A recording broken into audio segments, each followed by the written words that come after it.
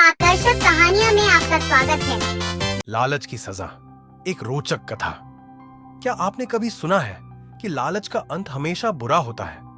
लेकिन क्या होता है जब कोई चालाक जानवर अपनी चालाकी के बल पर पूरे जंगल को धोखा देने की कोशिश करता है? आज मैं आपको सुनाने जा रहा हूं एक ऐसी ही रोमांचक कहानी जो एक चालाक सियार की लालच भरी योजना और उसकी सजा पर आधारित है। तो चलिए चलते हैं घने जंगल की ओर, जहां इस कहानी की शुरुआत होती है। जंगल की दुनिया, गहरे जंगल में जहां सूरज की किरणें हरे भरे पेड़ों से छनक कर आती थीं, वहां एक विशाल बरगद का पेड़ खड़ा था। यही था जंगल के सभी जानवरों का अड्डा, एक ऐसा स्थान जहां खरगोश, भालू, हिरण, मोर, लोमड़ी और कई पक्षी मिलजुल कर रहते थे। इस जंगल का सबसे बुद्धिमान और अनुभवी प्राणी था गजराज हाथी, जो सभी का मार्गदर्शन करता था। लेकिन इस हरे भरे जंगल में एक सियार भी रहता था, कालू सियार। वह न तो मेहनत करना चाहता था और न ही जंगल के नियमों का पालन। उसकी चालाकी और लालच की कहानियां जंगल में मशहूर थीं। आज की कहानी उसी कालू सियार की है, जिसने एक दिन जंगल के सबसे बड़े रहस्य को सुन लिया और सोचा कि इस रहस्य का फायदा उठाया जाए।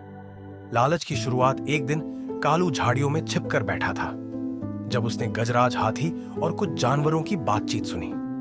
गजराज कह रहे थे, मैंने जंगल में एक गुफा देखी है जिसमें शुद्ध शहद का भंडार है। कालू की आंखें चमक उठी। उसने मन में सोचा, अगर मैं यह शहद हड़प लूं, तो मुझे कई दिनों तक कुछ भी चुराने की जरूरत नहीं पड़ेगी। लेकिन एक समस्या थी। जंगल का नियम कहता था कि कोई भी भोजन सिर्फ अपने लिए नहीं रख सकता। तो क्या करे कालू? धोखा और चालाकी। कालू ने एक योजना बनाई, एक चालाक योजना। अगली सुबह वह गजराज के पास गया और अपनी मीठी मीठी बातों से उसे फंसाने लगा। गजराज भैया, आप तो बहुत बुद्धिमान और दयालु हैं। क्या आप मुझे भी वह गुफा दिखा सकते हैं? गजराज अपने सरल स्वभाव के कारण मान गए। वे कालू को लेकर उस शहद की गुफा तक पहुंचे। जैसे ही कालू ने शहद देखा, उसकी लार टपकने लगी। लेकिन वह खुद को संयमित रखते हुए बोला, गजराज भैया, यह गुफा बहुत छोटी है। आपका शरीर बहुत बड़ा है। आप बाहर पहरा दीजिए, मैं अंदर जाकर देखता हूँ कि शहद ताजा है या नहीं। गजराज को कोई शक नहीं हुआ और उन्होंने कालू को अंदर जाने दिया।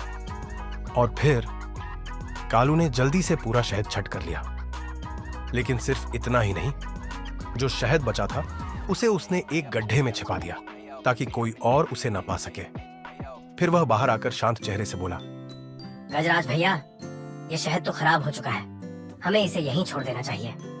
गजराज ने उसकी बात मान ली और वहां से चले गए। कालू बहुत खुश था। अब तो कई दिनों तक मजे हैं। लेकिन हर चालाकी का अंत जरूर होता है। राज खुलता है। अगली सुबह जब जंगल के दूसरे जानवर गुफा पर पहुंचे, तो उन्होंने देखा सारा शहद गायब था। गजराज भी हैरान थे। लेकिन तभी बंदर मक्कू ने गुफा के पास कुछ अजीब देखा। कालू सियार के पंजों के निशान। अब संदेह पक्का हो चुका था। बंदर ने कहा, अगर कालू ने शहद नहीं खाया, तो हमें उसकी जांच करनी चाहिए। कालू घबरा गया, लेकिन उसने झूठी बहादुरी दिखाते हुए कहा, हाँ हाँ, जांच कर लो, मुझे कोई डर नहीं। बंदर ने एक चालाकी भरी योजना बनाई। अगर तुमने शहद नहीं खाया, तो अपनी जीभ दिखाओ। जैसे ही कालू ने अपनी जीभ बाहर निकाली, सब दंग रह गए। उसकी जीभ पर शहद के अंश चिपके हुए थे। अब सच्चाई सामने आ चुकी थी।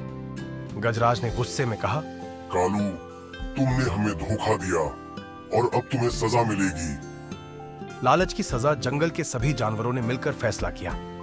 कालू को कुछ दिनों तक अकेला छोड़ दिया जाएगा। अब न तो कोई उससे बात करेगा, न कोई उसे भोजन देगा। भूख और प्यास से तड़पकर कालू को अपनी गलती का एहसास हुआ। कुछ दिनों बाद उसने सभी से माफी मांगी और वादा किया कि वह अब कभी धोखा नहीं देगा। गजराज ने उसे माफ कर दिया और कालू ने फिर कभी जंगल के नियमों का उल्लंघन नहीं किया। शिक्षा, मोरल ऑफ द स्टोरी, लालच का अंत हमेशा बुरा होता है। ईमानदारी और मेहनत से ही सच्चा सुख मिलता है। धोखा देने वाला कभी सफल नहीं होता।